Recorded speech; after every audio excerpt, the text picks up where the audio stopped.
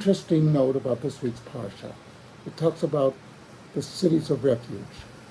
These were cities set aside that if somebody commits an accidental murder or accidental death, he causes an accidental death, he has to rush to one of these cities. And what's interesting is that in ancient Israel there are no signs telling you how to get to Jerusalem. But there were signs of how to get to the cities of refuge. So the question is, what's the thing? Why that? And of course the answer is very simple. During the 3 holidays that we are required to go up to Jerusalem, we want people to take their time, meet people along the way, ask questions like, how do I get to Jerusalem? And the people there would tell them, they suddenly begin talking, oh, do you know so-and-so? Oh, yeah, that's my cousin. Oh, good. Hey, and you suddenly have a new friend. So we want Jews to meet each other. Somebody who is running to a city of refuge is somebody who's caused the death accidentally of another person. This person has to rush to those cities. He has to get there very fast because the next of kin has the right to kill him.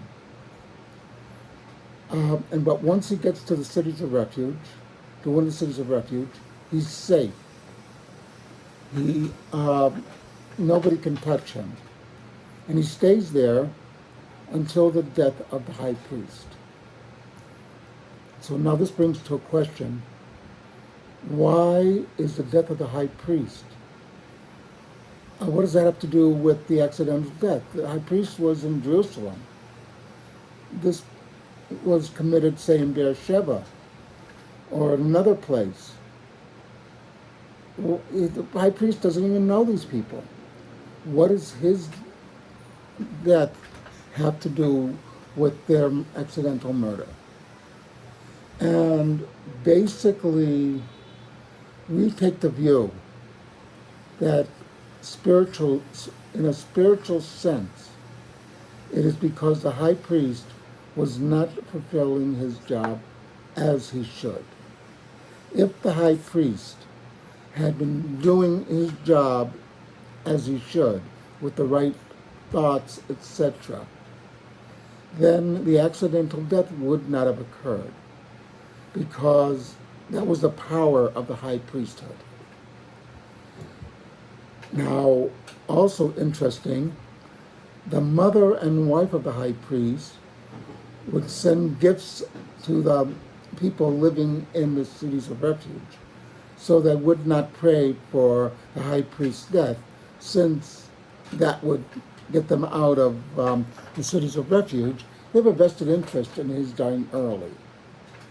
So they want to bribe them, so to speak, so that they will not pray that the high priest would die. But this is all done because things happen, an accidental death happens, people are angry, but by saying once he enters this space, he is safe. So it gives the next of kin, who has the right to kill him, time to cool down as well. Remember, what we're aiming for here is unity and justice. And that is the key. We have unity, that the next of kin really should hate this person, he caused a death, but also needs time to cool off.